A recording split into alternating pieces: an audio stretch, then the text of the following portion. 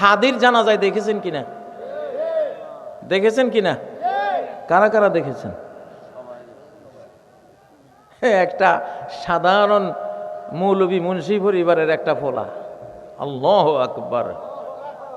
বাংলার ইতিহাসের কোন রাজপুত্র এই সম্বর্ধনা, এই আন্তরিক, এই বোধ, এই মানবতা বোধ, এই সম্মাননা, এই ডিগ্রি, আল্লাহু আকবার, স্মরণকালে কেউ পাইছে বলে মনে হয় না। দেখি নাই আমরা, ঠিক না? তাহলে হাদির জানাজায় দেখছেন সর্বস্তরের মানুষ। ওখানে চেতনা ছিল হাদি হাফেজে কোরআন, হাদি একজন ইমানদার, হাদি মুসলিম মানচিত্রের স্বাধীনতার জন্য জীবন দিয়েছে, ঠিক নয় কি? মুসলিম মানচিত্রে সে হার না মানা, স্বাধীনতার জন্য উজ্জীবিত জান কোরবান করা এক লড়াকু যোদ্ধা সে ছিল আমাদের। মানুষ ওইটাকে স্বাগত জানিয়েছে, দ্বীনুল্লাহকে সেখানে স্বাগত জানিয়েছে। দ্বীনুল্লাহর প্রথম কথাই হলো স্বাধীনতা। মানুষ মানুষের গোলামি করবে না, এটা তার আত্মসম্মানের পরিপন্থী, ঠিক নয় কি? স্বাধীনতার প্রথম পয়েন্ট, প্রথম রোকন, প্রথম পিলারে হলো মানব মর্যাদা। মানব ওয়ালাকাদ কাররামনা বনি আদম, সূরা বনী ইসরাঈল ৭২ নম্বর আয়াত, যে আমি বনি আদমকে, আদম সন্তানদেরকে আমার বিশ্বে, মহাবিশ্বে সবচেয়ে বড় সম্মান আমি দিয়েছি, সম্মাননা আমি দিয়েছি। তাকে তুমি দাস দাসী বানাতে পারো না। বলবীর বলো উন্নতম শির। আমরা উসমান হাদির মধ্যে এই দৃশ্য আমরা দেখেছি। তাহলে আমরা উসমান হাদির জানাজাতেও ইজা জা নাসরুল্লাহর পরবর্তী আয়াতটা দেখলাম। আচ্ছা, আলহামদুলিল্লাহ, আরো দেখার দৃশ্য সামনে আসবে, দৃশ্য সামনে আসবে। এখন যেহেতু এখানে সাহায্য এসে গেছে, বিজয় এসে গেছে, আপনারা তো দেখেছেন শিশু, কিশোর, তরুণীরা কিভাবে, ফেরেশতা তো সবাই দেখে নেই, ফেরেশতারা, আকাশের ফেরেশতারা কিভাবে নামছে বাংলাদেশে, এটা তো দৃশ্যটা তো দেখা হয়েছে, যারা দর্শক আছে তারা দেখেছে। তারা তো ফেরেশতা যেখানে নামে সেখানে অসত্যের জন্য করুণ পরিণতি অপেক্ষায় থাকে। ফেরেশতা নামে গেলে আর উপায় নেই, যতদিন না নামছে ততদিন বাঁচার উপায় আছে। বাতিলের, মিথ্যার, কুফরির, মুনাফিকির বাঁচার উপায় থাকে। ওনারা নেমে গেলে আর কোনো উপায় নাই। আমি এই কথাগুলি চোখে দেখেই বলতেছি। কেন বলতেছি? বাংলাদেশের বিরুদ্ধে অনেক হুমকি দামকি আসতেছে। তো আমি একটা থ্রেড দিলাম এটা, যে এখানে অ্যাঞ্জেল ফোর্স, আকাশ বাহিনী অলরেডি নেমে গেছে, একেবারে রব্বুল আলামিনের খাস বাহিনী। আরে ভাই, আপনি দেখেন না, ফেরেশতারা যেখানে নামে সব রূহগুলিকে, আত্মাগুলি, মনগুলি ধরে টান দেয় তারা আল্লাহর হুকুমে। নাহলে হাদির জানাজায় এই কিয়ামত কিভাবে হয়? এখানে গোপন বাহিনী আছে না, আল্লাহর বাহিনী আছে না, কত কত হাজার হাজার যে আল্লাহর নুরানি ফেরেশতা ওখানে ছিল, যারা দেখার তারা দেখেছে ওখানে।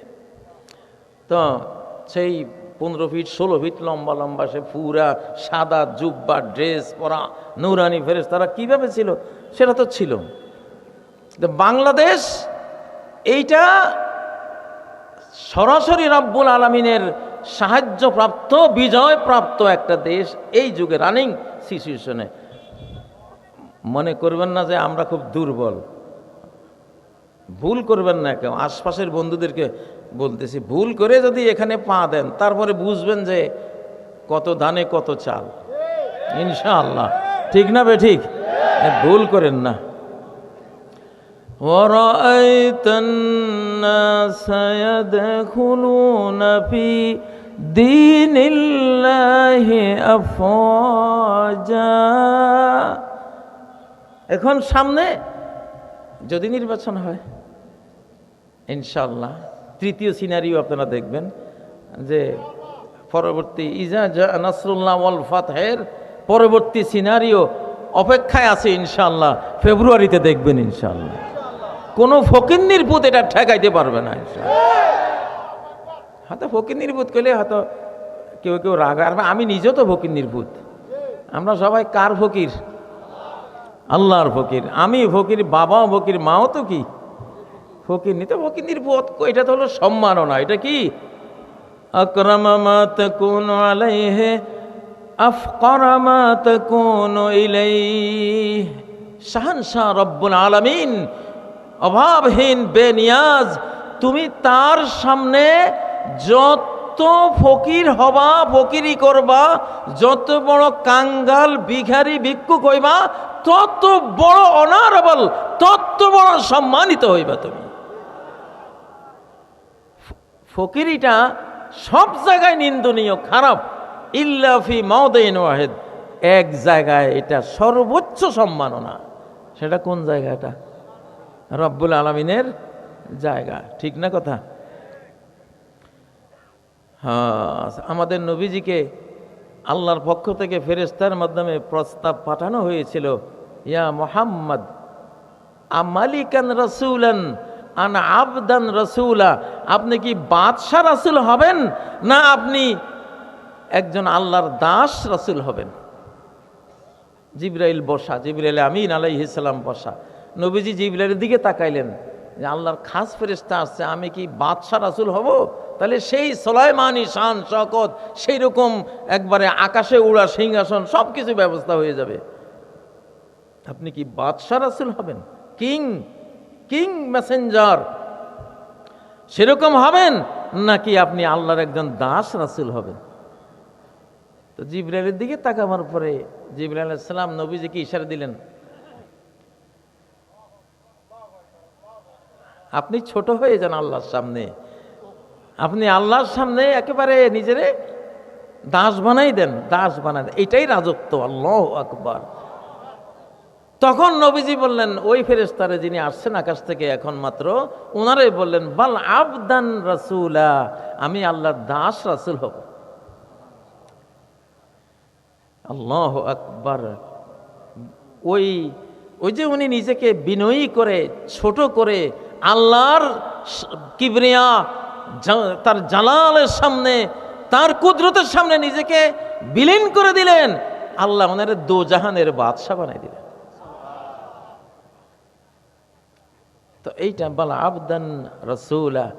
ওই দিন থেকে নবীজি কানা ইয়াকুলু আলাল আরদি ওয়া ইয়াজলিসু আলাল আরদি ওয়া ইয়াসজুদু আলাল আরদ। সেই দিন থেকে, ওই ঘটনার দিন থেকে নবীজি মাটিতে বসে খেতেন, মাটিতে সেজদা দিতেন, এবং কি করতেন?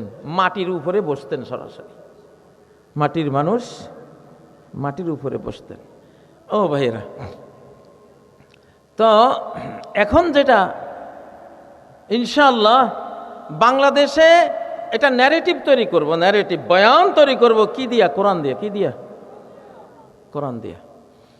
আমাদের বাংলাদেশে আমাদের মানচিত্রের বাইরের কোনো আধিপত্য মানার কোনো সুযোগ আর নাই।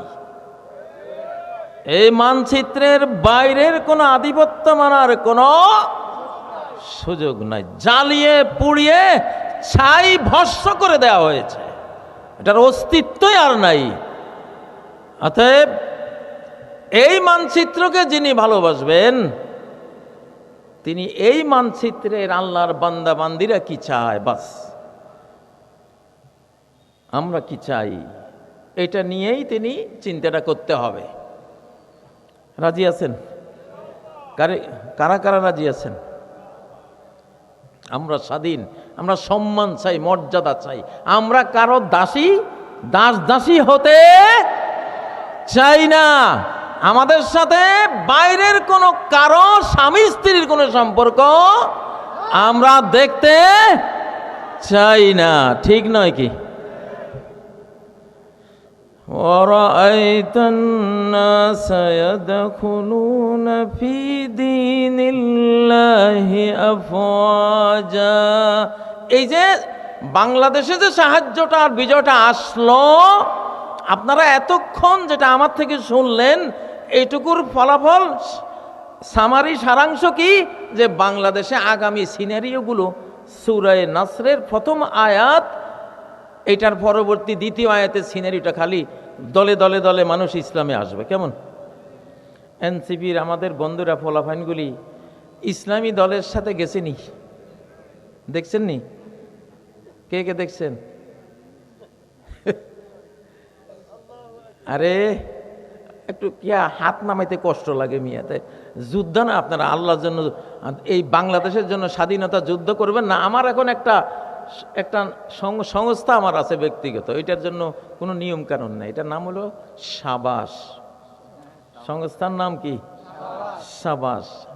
সা মানে স্বাধীন, বা মানে বাংলাদেশ, দন্তস মানে সংঘ, স্বাধীন বাংলাদেশ সংঘ, সংক্ষেপে হলো সাবাস। আমরা হলাম সাবাস যোদ্ধা। এইবারে স্বাধীনতার যারা যুদ্ধ করবে তাদের নাম সাবাস যোদ্ধা, দুঃসাহসী যোদ্ধা, ঠিক নয় কি? লাইক ওসমান হাদি, ঠিক না? লাইক আবু সাইদ, ইনশাআল্লাহ। আমরা, আপনি কইবেন আমি জঙ্গি, আমি মৌলবাদী না, তো আমি তো ধর্ম নিয়ে রাজনীতি করি না, আমি স্বাধীনতার রাজনীতি করি না। আমি কিসের রাজনীতি করি? আমি স্বাধীনতার যোদ্ধা। ধর্ম যার যার ধর্ম তার সাথে থাকবে। আমি মুসলিম হলে আমি 100% ইসলাম আমি মানবই, ঠিক না? আপনি হিন্দু হলে আপনি 100% হিন্দুত্ব, আপনি হিন্দু ধর্ম মানেন। খ্রিস্টান হলে 100% আপনি খ্রিস্টান ধর্ম মানেন। এটা যার যার কাছে আছে। বাট রাজনীতিটা হলো দুনিয়ার জিনিস। এটা আমার স্বাধীনতা চাই। আমি কি চাই? আমার স্বাধীনতা চাই। সাহাবীরা কোনো এলাকায় গেলে তিনটা কথা যে বলতেন, তিন কথার প্রথম কথাই ছিল স্বাধীনতা। তোমরা কেন আসছো এই দেশে? যুদ্ধ করতে কেন আসলে? বলে জিনা লিনুখরিজাল ইবাদ ইলা মিন ইবাদাতিল ইবাদ ইলা ইবাদাতি রাব্বিল ইবাদ। আমাদের ফার্স্ট মিশন, সর্বোচ্চ সর্বশ্রেষ্ঠ মিশন হলো আমরা তোমাদের এলাকায় এসেছি, মানুষের গোলামি করতেছে এই রাষ্ট্রে। তোমরা একে অপরকে দাসী বানাই রাখছো, আমরা এদেরকে উদ্ধার করতে আছি। এরা শুধু এক আল্লাহর গোলাম, আর কারো গোলামি তারা করতে পারে না, হবে না। এটা মানব মর্যাদার পরিপন্থী। তাহলে প্রথম কথাটাই কিসের? স্বাধীনতার। কিসের? স্বাধীনতার। বাংলাদেশে এই পয়েন্টে আমি আরো কিছু কথা বিভিন্ন মাহফিলে বলবো, এখানে বেশি বলবো না, কারণ সময় অল্প নিছি। তো অরাইতান নাস, আপনারা কেউ মনে করবেন না যে 2024-এর 5ই আগস্ট শুধু বাংলাদেশের একটা সরকার পরিবর্তন হয়েছে, গোটা বিশ্ব পরিবর্তন হয়েছে। গোটা বিশ্ব পরিবর্তন হয়েছে। আপনারা দেখতে থাকবেন ইনশাআল্লাহ। কোন মুসলিম দেশে এই যে এখন ভোটার হয়েছে প্রায় 40-45% সব তরুণ, আমাদের যুবক। কোনো মুসলিম দেশে এত তরুণ নাই। আর যেই কোনো পুরনো বিল্ডিং ভাঙতে হলে বুড়া লাগে না তরুণ লাগে? তরুণ যুবকদের লাগে। তা আল্লাহ তাআলা এই দেশে সেই যুবক শক্তি রেখেছেন, আলহামদুলিল্লাহ। এই জন্য আল্লাহর মনোনয়ন পড়ছে বাংলাদেশের উপরে যে আমি আমার বান্দাদেরকে মুক্তি দেব, স্বাধীনতা দেব। তারা যাকে মনে চায় স্বাধীনভাবে ইবাদত করবে, ঠিক নয় কি? কোনো প্রেশার কেউ দিতে পারবে না। তো ইসলাম মানি তো স্বাধীনতা, স্বাধীনতা মানে ইসলাম। এখন 2024-এর 5ই আগস্ট গোটা বিশ্ব পরিবর্তনের বিসমিল্লাহ হয়েছে, স্টার্ট হয়েছে, সূচনা হয়েছে ইনশাআল্লাহ। নারায়ে তাকবীর, নারায়ে তাকবীর। সেটা কি দেখতে চান? অরাইতান নাস ইয়াদখুলুন।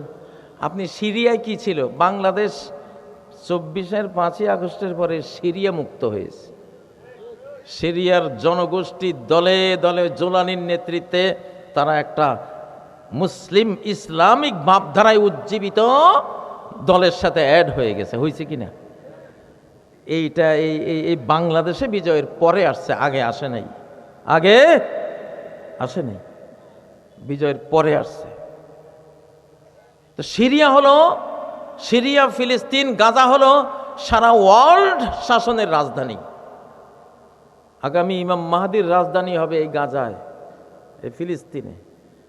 হযরত ঈসা আলাইহিস সালামের রাজধানী হবে এই গাজা ফিলিস্তিনে, এবং দাজ্জালও রাজধানী বানাবার চেষ্টা করবে ওই গাজা ফিলিস্তিনে। এই জন্য ফিলিস্তিনে, গাজা, সিরিয়া, সারা পৃথিবীর দাজ্জাল বাহিনী আর আল্লাহর ফেরেশতা মুমিন বাহিনী সব ওইখানে।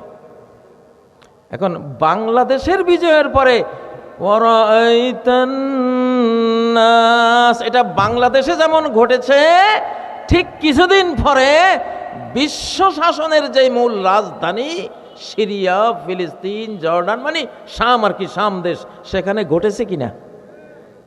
সেখানে ঘটেছে ইনশাআল্লাহ। এবং এর পাশে পাশে ঘটে গেছে ইরানে। ওরাইতান নাস ইয়াদখুলুন, আপনি এই যে বুড়া খমিনির কি ক্ষমতা, আমেরিকাও হয়রান, রাশিয়া হয়রান, ওরে সর্বনাশ, কি পাওয়ার, কি মারা মারলো ইসরায়েলের উপরে, ঠিক না বে ঠিক? হ্যাঁ, আল আনা হামিয়াল ওয়াতিস, এইটা দেখে ওরাইতান নাস কিভাবে হয়েছে, সারা পৃথিবী গাজার পক্ষে, সারা পৃথিবী ইরানের পক্ষে, সারা পৃথিবীর তরুণ, আমেরিকার তরুণ, ইউরোপের তরুণ গাজা শিশুদের পক্ষ নিছে কিনা? ওরাইতান নাস ইয়াদখুলুন, আপনারা অনেকে, আমি বুঝতে পারতেছি, আপনারা অনেকে ভাবতেছেন যে হুজুর এই ছোট আমরা বাংলাদেশ গরিব দেশ, এইটার কি এত বড় সম্মান যে এইটার পরিবর্তনের সূত্র ধরে বিশ্ব পরিবর্তন হবে? হ্যাঁ হ্যাঁ, এইটাই তো। আমি জানি আপনারা অনেকে ভাবতেছেন, সেই ভাবনাটার একটা জবাব দিই সূরা কাসাসের 5 নম্বর আয়াত, ওয়ানুরিদু আন নামুন্না আলাল্লাযীনা ইসতুদঈফু ফিল আরদ, আমার একটা পরিকল্পনা কাজ করে বিশ্বব্যাপী, আমার যে ইমানদার বান্দাদেরকে দাবিয়ে রাখা হবে, হীনবল করে রাখা হবে, চাপিয়ে রাখা হবে, স্বাধীনতা হরণ করা হবে, তাদের সম্পদ হরণ করে তাদেরকে বুখানাঙ্গা বানিয়ে দেওয়া হবে, এরকম যেখানে হবে আমার একটা কাউন্টার পরিকল্পনা সেখানে কার্যকর হয়ে যাবে। আমি ওই হীনবলকে সবলদের উপরে আমি সবল করে তুলব। আল্লাহু আকবার। 350 বছর আমরা এই জাঁতাকলে পিষ্ট, সেই ইংরেজের 200 বছর, ঠিক না? পাকিস্তানের 24 বছর, 71 টু 2024 কত বছর? 54 বছর আমরা জাঁতাকলে। আল্লাহ আমাগরে তুলছে, হ্যাঁ আমাগরে তুলছে। এই তোলার পরে সিরিয়া উঠছে, এবং এই উঠার পরে এমন একটা পয়েন্টে ওরাইতান নাস হয়েছে, সূরা নাসের 2 নম্বর আয়াত বাস্তবায়ন, যেটা নিউ ইয়র্ক শহরে জাহরান মামদানি, মুসলিম মেয়র, বিগত 5টা মেয়র মিলে যা পাইছে একাশে এসে বেশি ভোট পাইছে। প্রেসিডেন্ট ট্রাম্পের একজন তারা জিজ্ঞাসা করছে, আপনি কি ট্রাম্পকে ফ্যাসিস্ট মনে করেন? উনি তো ফ্যাসিস্ট। ও মি আর কি বিজয় চান? ওরাইতান নাস ইয়াদখুলুনা, দেখা যায়নি? সানুরিহিম আয়াতিনা, আমার আয়াত ওই যে ব্যাখ্যা তাফসীর করতে করতে করতে আমি ওখানেই থেমে থাকবো না, একবারে দেখাই দেব তোমাকে। জাহরান মামদা, আজকে পত্রিকায় দেখলাম আমেরিকার কি গেবার্ট না, ওই যে বড় একজন দায়িত্বশীল যে গোয়েন্দাদের প্রধান, তুলসী গেবার্ট বললেন আজকের পত্রিকা দেখেন যে আমি দেখছি ইসলাম আমেরিকাকে খেয়ে ফেলতেছে। ওরে ফকিন্নির ভূতেরা, পারলে ঠেকাইস, এটা শাহানশার ইসলাম, ঠিক না? সব রাজাদের মহারাজ যিনি, তার ইসলাম, পারলে ঠেকা, খাইয়ে ফেলাইব সব ইনশাআল্লাহ। ওয়ারাআইতান নাস ইয়াদখুলুনা ফি দীনিল্লাহি আফওয়াজা। বাংলাদেশে যে খ্রিস্টান আসতেছে, আমি ভিতরে ভিতরে একটু খুশি। কারণ কি, খ্রিস্টানরা আগামী দিনের মুসলমান ইনশাআল্লাহ। ট্রাম্প আসে, আসুক, তুলসী গেবার্ট আসুক, আরও ইউরোপিয়ানরা আসুক, এখন আর চিন্তা নাই, এখন আর টাইম নাই, time short, signal down, line clear, train on line. এখন যারাই আসবে আয়সা উল্টা মুসলমান হয়ে যাবে ইনশাআল্লাহ, ইসলামের সত্যটা বুঝে ফেলবে, বুঝে বলবে না এই দিনটা আমার দরকার।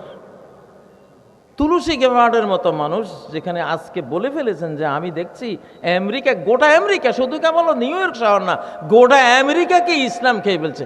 আমি এটা তখনই অবজার্ভ করে আমি বুঝেছি যে এই যে গাজার শিশুদের পক্ষে মুসলিম সমাজের চেয়েও খ্রিস্টান সমাজের তরুণরা ফ্রি ফ্রি ফিলিস্তিন স্লোগান দিচ্ছে, ঠিক না? আমাদের চেয়েও অনেক বেশি। তখন আল্লাহ আমার ভিতরে একটা বুঝ দিলেন যে এই প্রত্যেকটা ছেলে, তরুণ তরুণী, এরা ইনশাল্লাহ ইসলামের তৌফিক পাবে ইনশাল্লাহ। وَرَأَيْتَ النَّاسَ يَدْخُلُونَ فِي دِينِ اللَّهِ أَفْوَاجًا। আজকে আমি একটা বক্তৃতা শুনেছি, সেই বক্তৃতা আদ্যপান্ত আল্লাহ তাআলার কথা আসছে, রব্বুল আলামিনের কথা আসছে, আল্লাহর কাছে প্রার্থনার কথা আসছে এবং নবীজির কথা আসছে। আমি মনে মনে ভাবতেছি হ্যাঁ ধরছে ইনশাআল্লাহ।